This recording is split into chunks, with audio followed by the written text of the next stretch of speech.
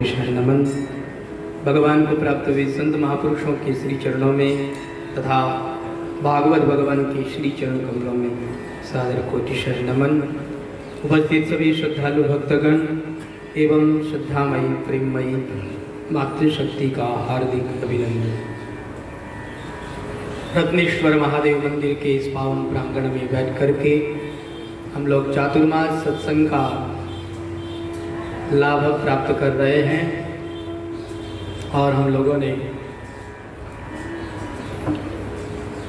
कल की कथा में श्री विदुर जी महाराज और मैत्रेय महाराज के संवाद का वर्णन सुनते हुए श्री ध्रुव जी महाराज का दिव्य चरित्र श्रवण किया। ध्रुव जी महाराज के जीवन चरित्र से हम लोगों को यही शिक्षा मिलती है कि अपना एक ध्येय होना चाहिए, अपना एक लक्ष्य होना चाहिए। अगर आपका ध्येय बन गया है, अगर आपका लक्ष्य बन गया है तो भगवान आपसे दूर नहीं रह सकते। भगवान स्वयं आपसे मिलने के लिए आ जाएंगे। हम ऐसा प्रयास करें, ऐसा आचरण बनाएं कि भगवान स्वयं हमसे मिलने के लिए आ जाए, क्योंकि यही हमारे लिए सरल होगा। हम भगवान से मिल नहीं सकते, परंतु भगवान हमसे मिल सकते हैं। तो भगवान हमसे क्यों मिले, उसके लिए हमें अपने भीतर पात्रता लानी चाहिए, उसके लिए हमें अपने भीतर जिज्ञासा होनी चाहिए, उसके लिए हमारे भीतर उत्कट अभिलाषा होनी चाहिए, ताकि भगवान स्वयं हमसे मिलने के लिए आ जाए। श्री ध्रुव जी महाराज का यहाँ पर चरित्र का वर्णन को विस्तार के साथ में किया और फिर कहते हैं ध्रुव जी महाराज जब इस धराधाम को छोड़ करके ध्रुवलोक को चले गए, उसके बाद में श्री ध्रुव जी महाराज ने अपने बड़े पुत्र उत्कल को राजगद्दी पर बिठाया था। लेकिन कहते हैं कि पिताजी के जाने के बाद में ही महाराज उत्कल तो पागलों जैसा व्यवहार करने लग गए। जनता ने कहा कि ये कैसे राजा हो सकते हैं, ये तो कोई पागल है। चलते तो चलते ही रहते, बीच में कोई खंबा आए या कोई पेड़ आए उन्हें कोई लेना देना नहीं है, कोई सिंह आए उन्हें कोई लेना देना नहीं है। किसी ने कहा लगता है ये दिखने में अंधे हैं। अरे आंखें तो सही है, लेकिन इनके आंखों में देखने की शक्ति नहीं है। देखो कैसे किस तरह से अंधे की भांति चले जा रहे हैं। तो जनता ने उनको राजा के रूप में स्वीकार नहीं किया और श्री ध्रुव जी महाराज की दूसरी पत्नी के गर्भ से वत्सर नाम का एक पुत्र हुआ था, उनको राजगद्दी पर बिठा दिया गया। और हमारे उत्कल महाराज को यही चाहते थे। उन्होंने कहा हम तो यही चाहते थे। अब पिताश्री की आज्ञा थी, पिताश्री की आज्ञा का उल्लंघन कर नहीं सकते, इसलिए राजगद्दी पर बैठना पड़ा। लेकिन ये राज संभालना ये हमारे वश की बात नहीं है। वो तो योग भ्रष्ट थे। देखिए जो संत महापुरुष होते हैं, जो शुद्ध श्रीमान होते हैं, उन शुद्ध श्रीमानों के घर पर योग भ्रष्ट का जन्म होता है। अब योग भ्रष्ट कौन होता है? कहा भजन साधन करते हैं और भजन साधन करते करते अगर थोड़ी बहुत उनसे गलती हो जाए, जिस गलती के कारण उनको वापस इस संसार में आना पड़े, वापस मनुष्य का उनको जन्म मिलता है, तो ऐसे योग भ्रष्ट जो होते हैं वो किसी सदग्रस्त के यहीं पर जन्म लेते हैं। अब ध्रुव जी महाराज जैसा सदग्रस्त और कौन हो सकता है? ध्रुव जी महाराज जैसा भगवान का भक्त और कौन हो सकता है? इसीलिए श्री ध्रुव जी महाराज के यहाँ पर ही महाराज उत्कल ने जन्म लिया और ये योग भ्रष्ट थे, इसलिए इनका संसार में कहीं पर भी मोह नहीं है, कहीं पर भी आसक्ति नहीं है। इतना बड़ा राज्य है, लेकिन फिर भी उस राज्य को भी उन्होंने तुच्छ एक तिनके की तरह त्याग दिया। कहीं पर भी इन्होंने आसक्ति नहीं की।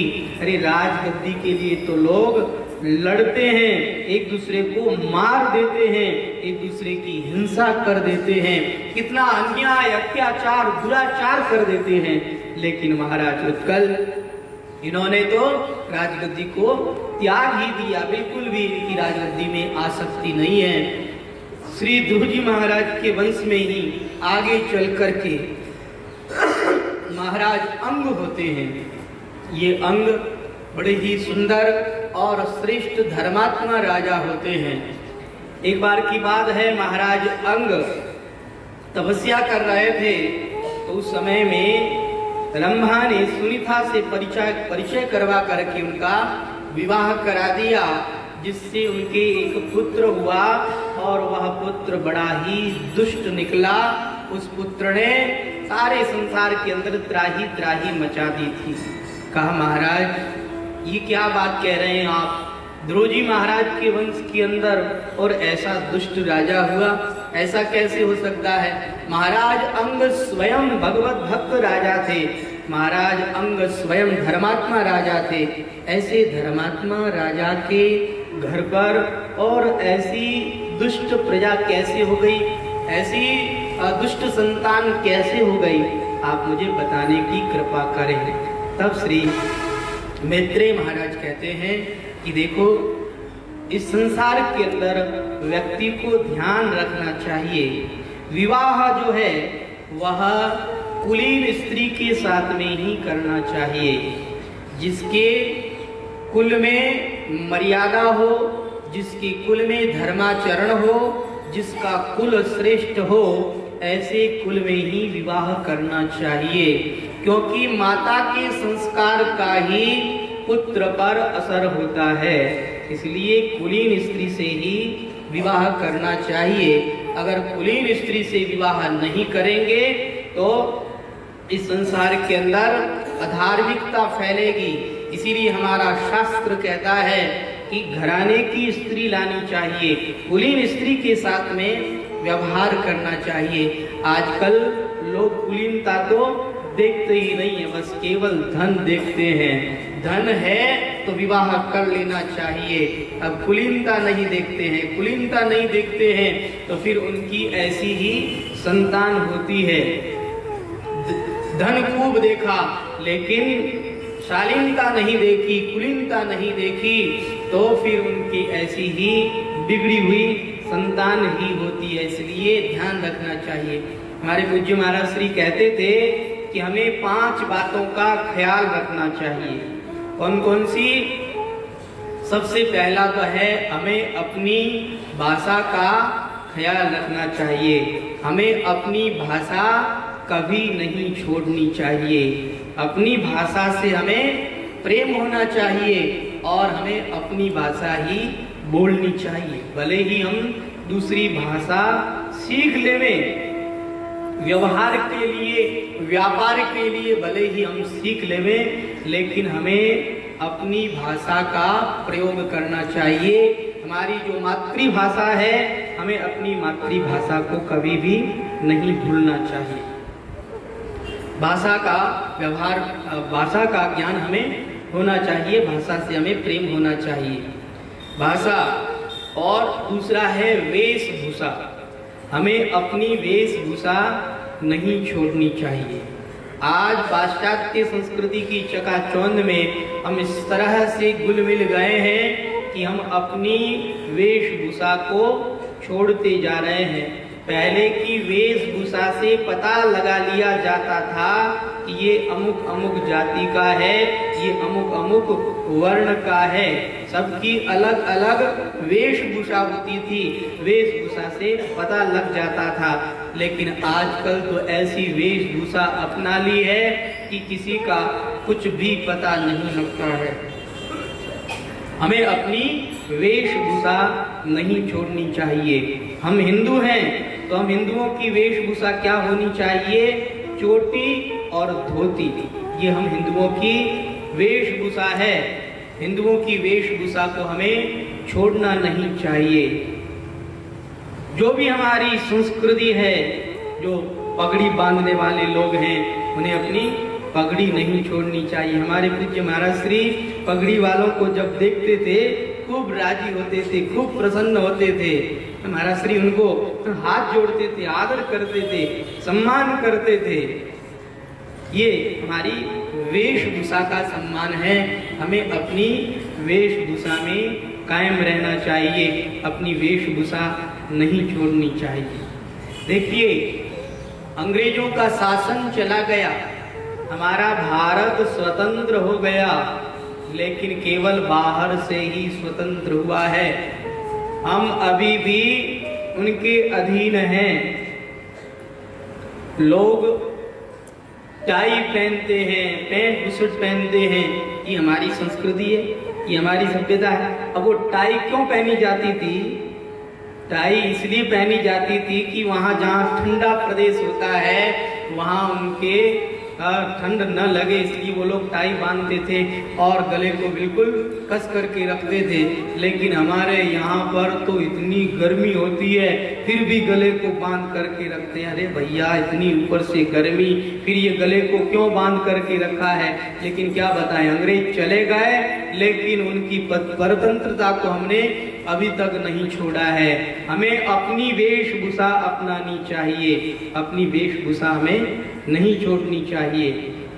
भाषा अपनी होनी चाहिए, वेशभूषा अपनी होनी चाहिए और हमारा व्यापार अपना होना चाहिए।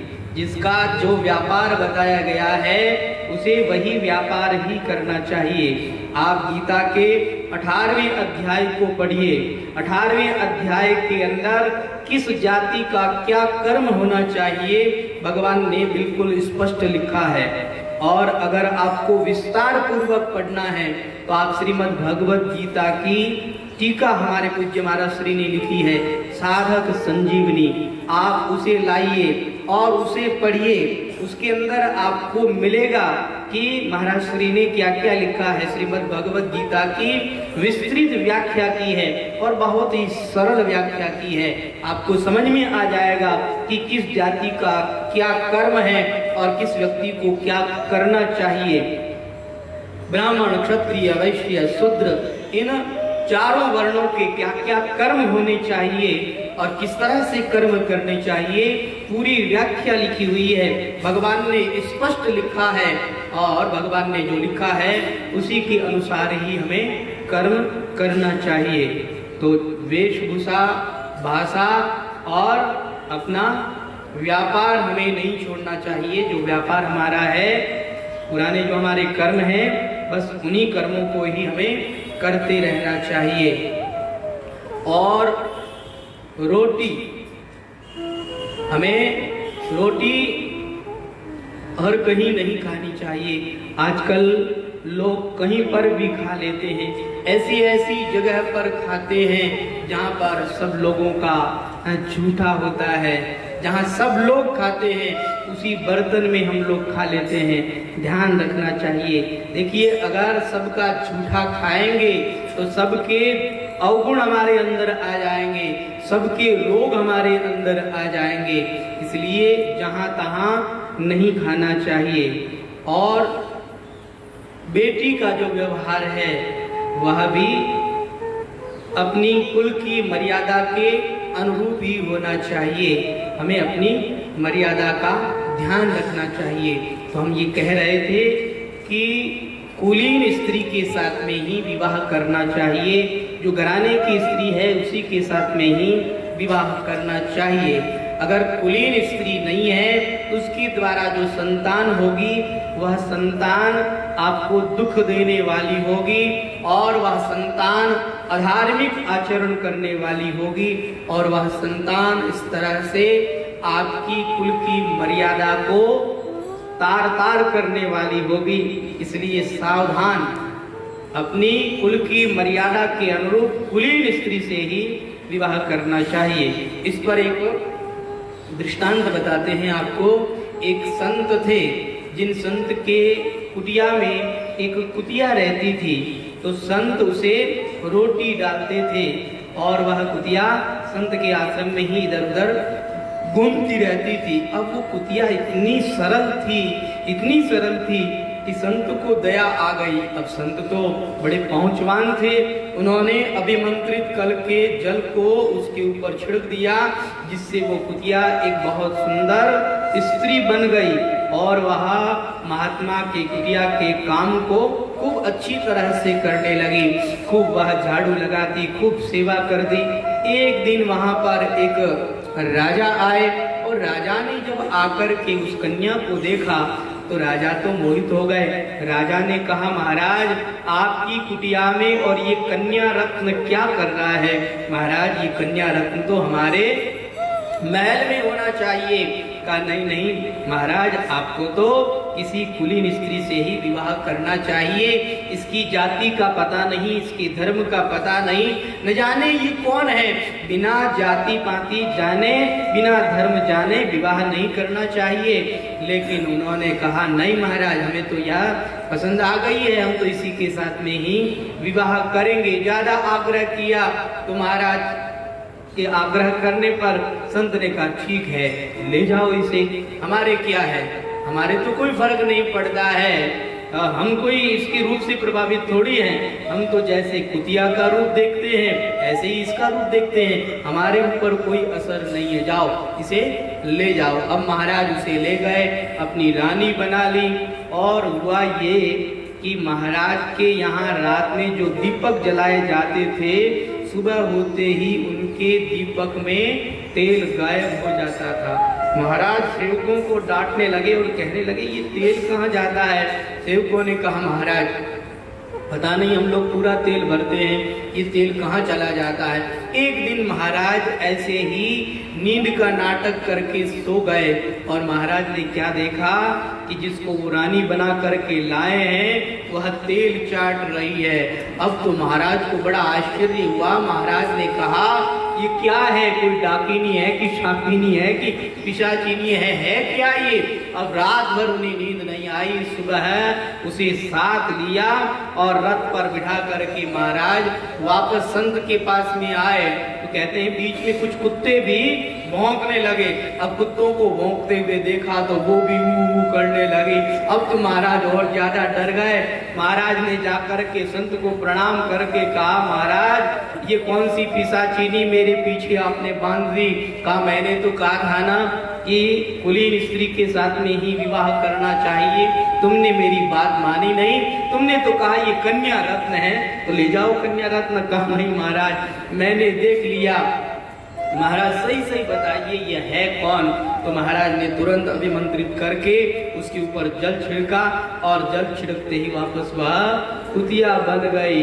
अब तो उस राजा को बड़ी शर्म आई और उस राजा ने कहा महाराज मुझे माफ कीजिएगा, मैंने आपकी बात नहीं मानी। तो कहने का मतलब यह है कि ध्यान रखना चाहिए, स्त्री अगर कुलीन होती है तो वह अपने घर के अंदर धर्माचरण करती है और उसकी जो संतान होती है वह संतान भी श्रेष्ठ होती है। अब हमारे जो महाराज अंग है इनकी जो पत्नी थी इसका नाम था सुनीता और यह सुनीता साक्षात मृत्यु देवता की पुत्री थी। और आपको तो पता है मृत्यु देवता का तो काम है सबको मारने का काम। मृत्यु देवता को कभी दया नहीं आती है, सबको मारने का काम करते हैं। तो मृत्यु देवता की पत्नी के गर्भ से जो बेटा होगा वह कैसे शालीन होगा, वह कैसे दयावान होगा? तो सुनीता के गर्भ से उत्पन्न होने के कारण महाराज वेन भी बड़े दुष्ट निकले। कहा महाराज सुनीता के साथ में और इस तरह से विवाह कैसे हुआ? तब बताया कि महाराज अंग तो तपस्या में लीन थे और यह जो सुनीता है यह साक्षात मृत्यु देवता की पुत्री है। यह बचपन से ही अपने पिता के आचरण को देखती है तो उसको ये लगता है मेरे पिता सबको मारते हैं तो मुझे भी सबको ही मारना चाहिए। तो वह एक बार सुशंख नाम के ऋषि को समाधिस्थ होकर के देखती है। वह गंधर्व है लेकिन गंधर्व होने पर भी एक ऋषि के रूप में वो तप कर रहे हैं। उसने जाकर के ऋषि को मारना चालू कर दिया।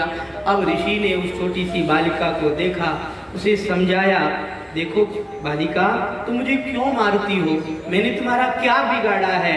कहा कुछ नहीं बोलना, मेरे पिता सबको मारते हैं तो मैं भी सबको मारूंगी। मेरे पिता का सब जगह राज है, मेरा भी सब जगह राज है, मैं चाहूं उसको मार सकती हूँ। अब बार बार ऋषि उसे समझाते, बार बार वह मारती।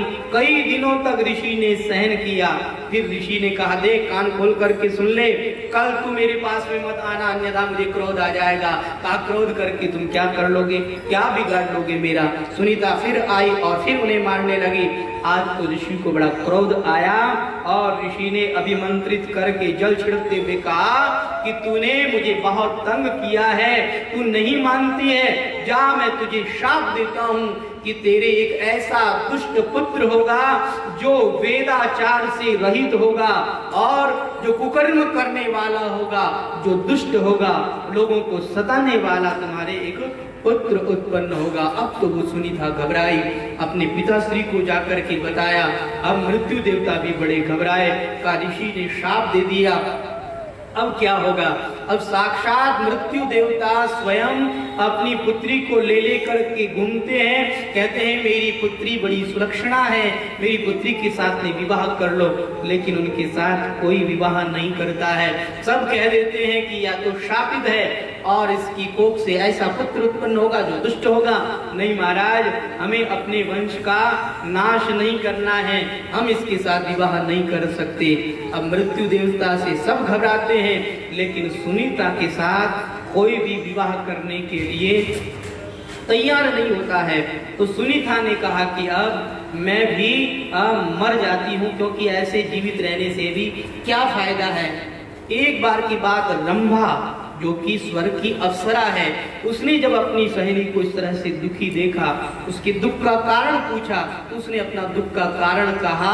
रंभा ने कहा कि तुम क्यों इस तरह से अप्रसन्न हो रही हो, मेरे पास में एक मंत्र है, जिस मंत्र के द्वारा तुम चाहो उस पुरुष को वश में कर सकती हो, इसलिए मैं तुम्हारा विवाह कराऊंगी। अब तो सुनीता को बड़ी प्रसन्नता हुई और सुनीता उसे साथ लेकर के और तो जंगल में आई और जंगल में देखा महाराज अंग तपस्या कर रहे हैं। यहाँ पर सुनीता को मंत्र पढ़ाया गया और सुनीता ने वह मंत्र महाराज पर लगाया और महाराज तो मुग्ध हुए और मुग्ध होकर के महाराज ने सुनीता के साथ में गांधर्व विधि से विवाह कर लिया। यहाँ रंभा ने एक वचन भी मांगा, कहा देखो मेरी जो सहेली है वह बड़ी सरल है, इसलिए आप मुझे वचन दो कि मेरी सहेली को कभी भी आप त्यागोगे नहीं, कभी भी आप छोड़ोगे नहीं। महाराज अंग चूंकि मोहित थे, इसलिए उन्होंने सारे वचन दे दिए। गांधर्व विधि से उनका विवाह हो गया और जैसे ही विवाह हुआ, महाराज अंग अपने राजधानी में लौट करके आए। अब महाराज अंग ने कहा कि हमारा विवाह हो गया है, तो अब हमें सदाचार करना चाहिए, अब हमें यज्ञ करना चाहिए। हम 100 अश्वमेध यज्ञ करके इंद्रासन पर बैठेंगे। उन्होंने ऐसा निर्णय करके यज्ञ आरंभ किया, ब्राह्मणों को बुलाया और खूब स्वस्ति वाचन पूर्वक, शुद्धता पवित्रता पूर्वक यज्ञ तैयार किया गया। और जैसे ही यज्ञ में आहुति दी गई है, देवताओं का आमंत्रण किया गया है, लेकिन कोई भी देवता यज्ञ में भाग लेने के लिए नहीं पहुंचे। अब तो ऋत्विजों ने कहा महाराज क्या बात है, यज्ञ में अगर देवता लोग भाग लेने नहीं पहुंचते हैं तो उसके पीछे 3 कारण होते हैं। एक कारण तो यह होता है कि जो हवन सामग्री है वो अगर शुद्ध नहीं हो तो यज्ञ का भाग लेने देवता नहीं पहुंचते। दूसरी बात यह है कि यज्ञ कराने वाले जो ब्राह्मण लोग हैं, अगर वो संयम पूर्वक नहीं रहते हैं और उनके मंत्रों में अगर शुद्ध उच्चारण नहीं है तो यज्ञ के अंदर भाग लेने के लिए देवता लोग नहीं आते हैं। और तीसरा कारण यह होता है कि जो यजमान होता है, अगर उसकी देवताओं में श्रद्धा नहीं है तो यज्ञ का भाग लेने के लिए देवता लोग नहीं पहुंचते हैं। परंतु महाराज यहाँ पर यज्ञ सामग्री भी शुद्ध है और आपकी भी श्रद्धा है, और महाराज हम लोगों ने भी शुद्धता पवित्रता पूर्वक यज्ञानुष्ठान किया है, फिर भी देवता लोग नहीं आ रहे हैं। महाराज हमें इसके पीछे एक कारण मालूम देता है। क्या? कहा तुम्हारे कोई संतान नहीं है इसीलिए देवता लोग नहीं आ रहे हैं, इसलिए पहले पुत्र कामेष्टि यज्ञ करो। तब कहते हैं पहले पुत्र कामेष्टि यज्ञ किया और इस पुत्र कामेष्टि यज्ञ में देवता लोग खीर लेकर के आए हैं और उस खीर को महाराज अंग ने लिया और सुनीता को पिलाया, जिससे सुनीता गर्भवती हुई। अब सुनीता जब गर्भवती हुई तो उस समय में उसको वो महाराज का शाप याद आने लगा, सुशंख ऋषि का शाप याद आने लगा कि उन्होंने मुझे शाप दिया था मेरी कोख से दुष्ट पुत्र जन्म लेगा। अब तो वो उसी शाप को ही याद करने लग गई और अपने पिता के कठोर दंड को याद करने लग गई कि मैं ऐसे पिता की पुत्री हूँ, मैंने इस तरह से लोगों को कष्ट दिया है। तो वह उसी बातों को याद करती रही और उन्हीं सब बातों का स्मरण करने के कारण उनकी संतान पर भी वैसा ही असर हुआ। इसीलिए कहा है कि गर्भवती माताएं अच्छा सुविचार रखे और अच्छे चिंतन करे, अपने मन में बुरे ख्याल न आने देवे, क्योंकि बुरे ख्याल का भी आपकी संतान पर असर पड़ता है, बुरे विचार का भी आपकी संतान पर असर पड़ता है। इसलिए ध्यान रखना चाहिए गर्भवती माताओं को अच्छे अच्छी पुस्तकें पढ़नी चाहिए, अच्छे सुविचार उनको पढ़ने चाहिए और भगवान का नाम का सुमिरन करना चाहिए ताकि होने वाले बालक पर अच्छा असर पड़े। अब सुनीता ने तो अपने पिता का ही स्मरण किया और अपने पाप का ही स्मरण किया कि मैंने इस तरह से बड़ा कष्ट दिया ऋषि मुनियों को। तो उनके जो पुत्र हुआ वह वैन बड़ा ही दुष्ट निकला।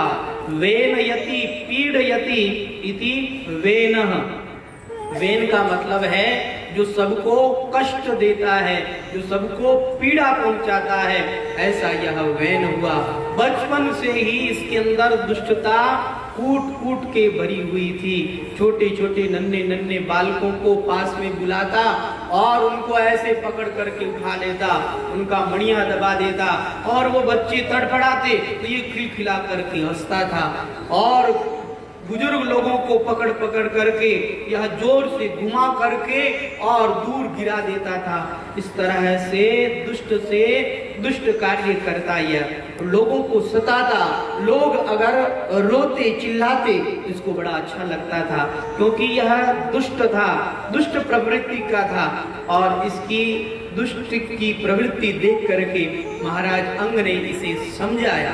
एक दिन इसे पास में बिठा करके कहा कि देखो बेटा, किसी को मारना नहीं चाहिए, किसी को मारना ये पाप होता है, ये अपराध होता है, किसी को अकारण नहीं मारना चाहिए। महाराज इस तरह से ज्ञान दे रहे थे और फिर कहा बेटा तुम सुन रहे हो मैंने क्या कहा? कहा हाँ पिताजी, जब से आपने बकना चालू किया है तब से मैं देख रहा हूँ कि ये देखो इसके अंदर 17,000 कीड़ियां अंदर घुस चुकी है, लेकिन आप ज्यादा बक रहे हैं तो मैं भूल गया कितनी आई थी बात। महाराज ने कहा मैं इसे उपदेश कर रहा हूँ और ये तो दूसरी तरफ ही ध्यान दे रहा है, ये नहीं सुधरने वाला है। महाराज उसके कुकृत्यों से बड़े दुखी हो गए थे, इसलिए महाराज ने कहा कि इसने मेरी कुल की मर्यादा को, मेरे कुल के यश को मिट्टी में मिला दिया है। इस तरह से यह मेरे कुल के अंदर कलंक पैदा हो गया है। अब तो मुझे कुछ करना चाहिए। अब क्या कर सकते हैं? घर के अंदर ही पुत्र ही ऐसा प्रकट हो जाए उसके लिए क्या करें? महाराज अंग रात में सोए नहीं और सब लोग सो गए। तब महाराज अंग वेश बदल करके निकल गए, लेकिन अपने राज्य से बाहर नहीं गए। अपने ही राज्य में किसी पहाड़ की गुफा में जाकर के छुप गए। सुबह होते ही सुनीता ने जब देखा कि महाराज अंग नहीं है, वह बड़ी दुखी हुई और सैनिकों को बताया, मंत्रियों को बताया। अब मंत्रियों ने, सैनिकों ने पूरे भारत के अंदर उनको खोजवाया, कहीं पर भी वो नहीं मिले। यहाँ पर एक उदाहरण दिया है, कहा इस तरह से महाराज अंग को वो खोजते रहे जैसे अज्ञानी व्यक्ति भगवान को बाहर खोजता रहता है, लेकिन भगवान तो भीतर ही होते हैं। और भीतर वाले भगवान उसे नहीं मिल पाते हैं, बाहर ही बाहर खोजता रहता है। ऐसे ही महाराज अंग को वो लोग बाहर ही बाहर खोजते रहे और महाराज अंग तो वहीं की एक पहाड़ की गुफा में छुपे हुए थे, जो कि महाराज अंग उन्हें नहीं मिले। महाराज अंग तो भगवत भजन करते हुए भगवान को प्राप्त कर लेते हैं। और इधर सभी ऋषि मुनि कहते हैं कि अब क्या किया जाए, अगर राजा नहीं रहेगा तो प्रजा कैसे सुखी रहेगी, बिना राजा के प्रजा सुखी नहीं रह सकती, इसलिए हमें राजा बनाना चाहिए। सब लोगों ने वैन का तो विरोध किया, कहा कि यह वैन अयोग्य है, लेकिन ऋषि मुनियों ने कहा कि एक नियम भी तो है कि जो क्षत्रिय है, जो राजवंशी है, उसी को ही राजगद्दी पर बिठाना चाहिए। अब ये महाराज अंग का पुत्र है, हमारे ध्रुव जी महाराज का यह वंशज है, इसलिए हमें इन्हें ही राजगद्दी पर बिठाना चाहिए। उस अंग को वैन को राजगद्दी पर बिठाया और वैन को राजगद्दी पर बिठाते ही वैन ने सबसे पहली घोषणा यही करी कि ये जितने भी यज्ञ करने वाले हैं उन सबको मेरे पास में बुलाओ।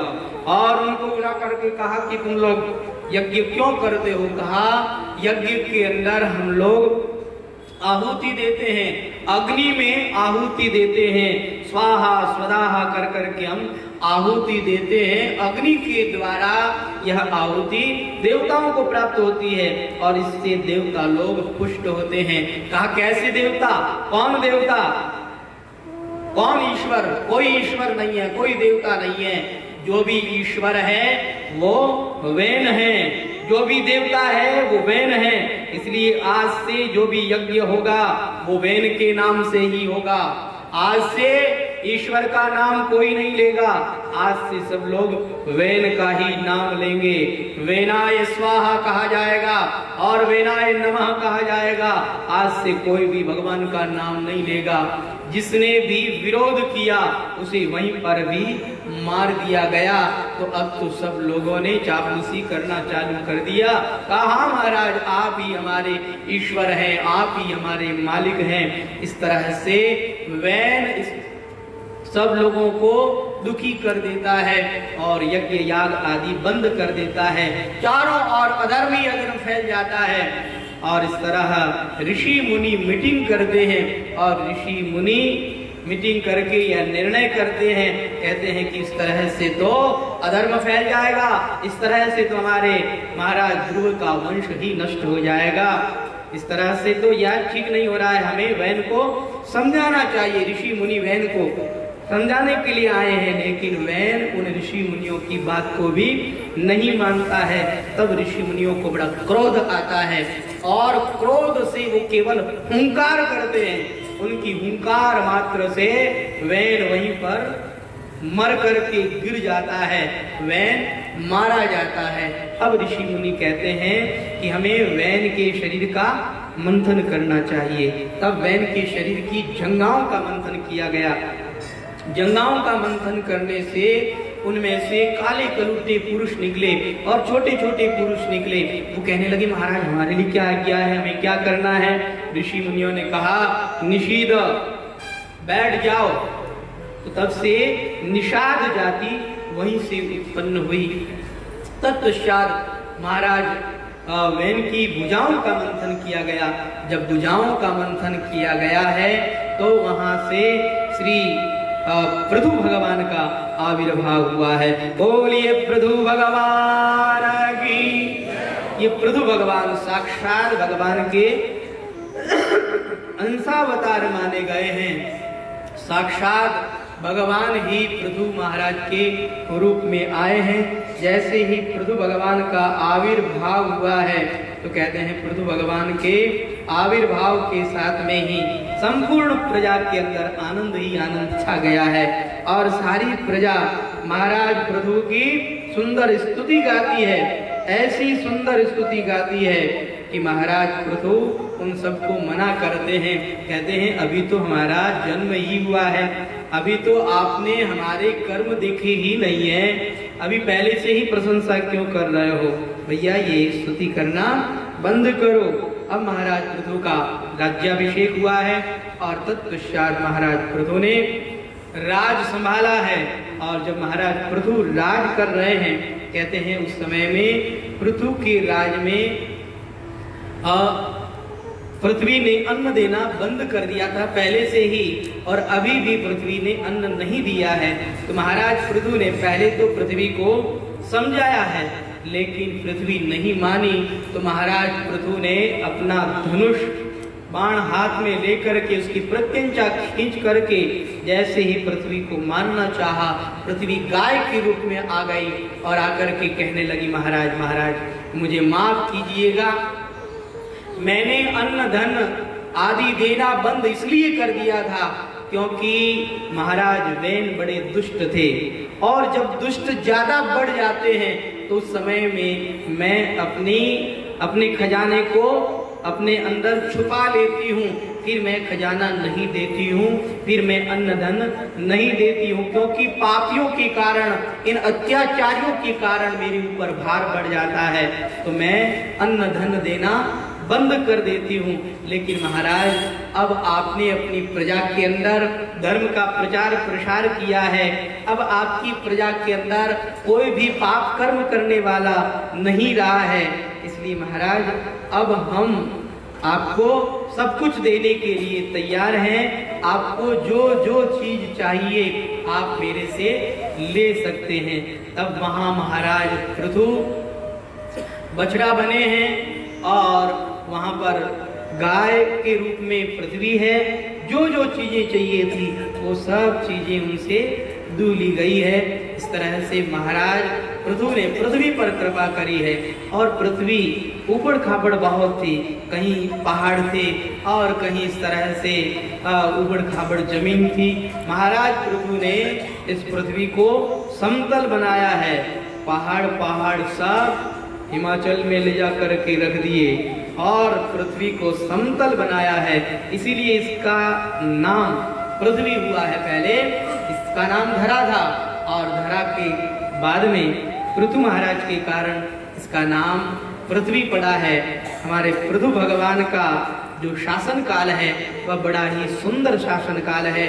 पृथु महाराज की प्रजा बड़ी ही सुंदर है, सुशील है, और पृथु महाराज की प्रजा में किसी तरह का कोई अधार्मिक आचरण नहीं है। पृथु महाराज की प्रजा धर्म का आचरण करने वाली और धर्म पर चलने वाली है। महाराज पृथु के यहाँ पर एक बार साक्षात सनकादि ऋषि मुनि स्वयं पधारे हैं, और सनकादि ऋषि मुनि पधारे हैं। आहा, हमारे पृथु भगवान बड़े प्रसन्न हो गए हैं, और प्रसन्न होकर के पृथु भगवान ने सनकादि ऋषि मुनियों का स्वागत किया है, सम्मान किया है, और पृथु महाराज सनकादि ऋषि मुनियों से उपदेश ग्रहण करते हैं। और पृथु भगवान सदा भगवान से यही प्रार्थना करते रहते हैं कि जिस तरह से सनकादि ऋषि मुनियों को आपने मेरे पास में भेजा है, बस इसी तरह हमें संतों का समागम प्राप्त होता ही रहे। बस हम तो हमेशा यही चाहते हैं, निष्दिन हम यही इच्छा रखते हैं कि हमें संत समागम सदा मिलता ही रहे, हमें संत समागम सदा प्राप्त होता ही रहे। बस हमारी भगवान से यही प्रार्थना है कि मैं निष्दिन रहूं।